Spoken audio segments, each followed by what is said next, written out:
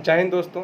जैसा कि आप लोग देख ही रहे हैं कि अभी कोविड महामारी का प्रकोप ख़त्म नहीं हुआ है, लेकिन एक नया चीज़ आ गया है ब्लैक फंगस, और सभी इससे घबराने लगे हैं कि ब्लैक फंगस होता क्या है, ये किसको होता है। तो चलिए इस वीडियो के माध्यम से हम आप लोगों को बताएंगे कि ब्लैक फंगस होता क्या है, ये कहाँ पाया जाता है, इसके लक्षण क्या है और ये किसको इन्फेक्ट करता है। तो चलिए शुरू करते हैं। ब्लैक फंगस के बारे में सबसे पहले मैं आप लोगों को बता दूं एक चीज़ कि ब्लैक फंगस और म्यूकोरमाइकोसिस एक पार्टिकुलर ग्रुप के फंगस से होता है जो कि म्यूकोरमाइसिटीज फैमिली से बिलोंग करता है।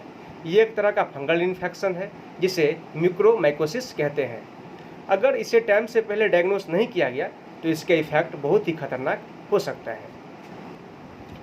अब जानेंगे हम लोग कि ये ब्लैक फंगस कहाँ पाया जाता है और लोग इससे इन्फेक्ट कैसे होते हैं। जब हम लोग म्यूकर मोल्ड से एक्सपोज हो जाते हैं, मतलब कि उसके संपर्क में आ जाते हैं, तब हमें ये इन्फेक्शन होता है।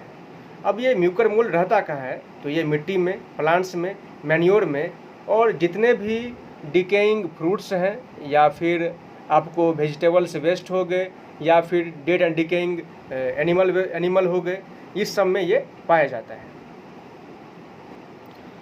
अब इसका मैकेनिज्म जानेंगे हम लोग कि ये कैसे ह्यूमन बॉडी को इन्फेक्ट करता है।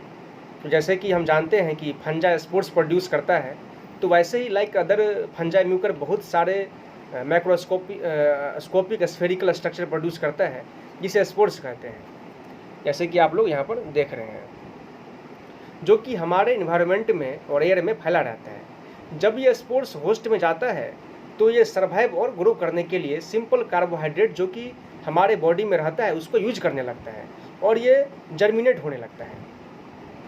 ये इन्फेक्शन शुरू तो नाक और साइनस से होता है, जैसा कि आप लोग इस फिगर में देख सकते हैं कि ये इन्फेक्शन शुरू तो नाक और साइनस से होता है, पर ये बहुत ही जल्दी आँख में और ब्रेन सब में फैलने लगता है। तो ये सबसे पहले आँख में फैलता है और ये आँख और ब्रेन में फैलने लगता है। ये जब नाक में होता है तो स्किन को बिल्कुल डेड कर देता है, जो कि धीरे धीरे काला पड़ने लगता है, जैसे कि आप लोग इस फिगर में देख सकते हैं कि ये स्किन को डेड कर देता है और धीरे धीरे ये नाक जो आप देख रहे हैं वो काला पड़ने लगता है, इसलिए इसे ब्लैक फंगस कहते हैं। सबसे ज़्यादा इम्पोर्टेंट बात यह है कि एक नॉर्मल हेल्दी कोई पर्सन है तो उसे इस इन्फेक्शन से डरने की ज़रूरत नहीं है। ये ज़्यादातर ऐसे पेशेंट जिन्हें कोविड हुआ हो या फिर कोविड से ठीक हो चुके हैं, और अगर वो डायबिटिक थे या फिर उनका शुगर लेवल अनकंट्रोल्ड था और आपको स्टेरॉइड के डोजेस दिए गए हो, तो इन लोगों में ये इन्फेक्शन होने का चांसेस बहुत ज़्यादा होता है। ऐसा क्यों? क्योंकि अगर कोई नॉर्मल हेल्दी इंसान होता है तो हमारी इम्यून सिस्टम कैपेबल होती है ऐसे इन्फेक्शन से फाइट करने के लिए। बट जो कोविड पेशेंट है तो उनका इम्यून सिस्टम बहुत ही कमज़ोर हो जाता है, क्योंकि कोविड-19 आपको तो पता ही है कि कोविड-19 सीधा हमारे इम्यून सिस्टम पर ही अटैक करता है। और जो पहले से ही डायबिटिक थे और उनको स्टेरॉइड का डोज भी दिया गया हो, तो इससे क्या होता है ना, इम्यूनिटी और भी ज़्यादा वीक हो जाता है, जिसके वजह से कोई भी नॉर्मल इन्फेक्शन भी जानलेवा हो जाता है। अगर ये इन्फेक्शन आँखों से बियॉन्ड चला गया तो ये ब्रेन में फैल सकता है, इसलिए इसे डायग्नोस करना और सही ट्रीटमेंट करना बहुत ही ज़्यादा ज़रूरी है। अब बात करते हैं इसके लक्षण के बारे में कि कैसे पता चलेगा कि आपको ब्लैक फंगस हुआ है।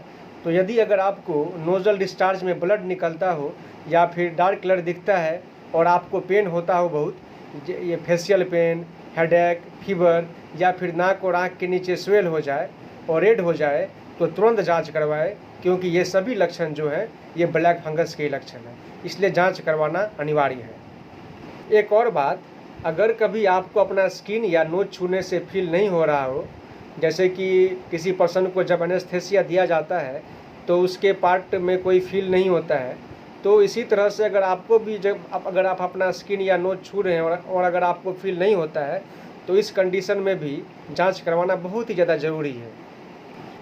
इसके और भी बहुत सारे लक्षण हैं, जैसे कि जब ये इन्फेक्शन आँख तक पहुँच जाता है तो आई स्वेल हो जाता है, जैसे कि आप लोग इस फिगर में देख सकते हैं, इस तरह से आई स्वेल हो जाता है और आई का मूवमेंट भी कम हो जाता है, और इन्फेक्टेड पर्सन आई बॉल को ऊपर नीचे और दाएं बाएं भी नहीं कर पा सकते हैं और उनको हमेशा पानी आते रहता है।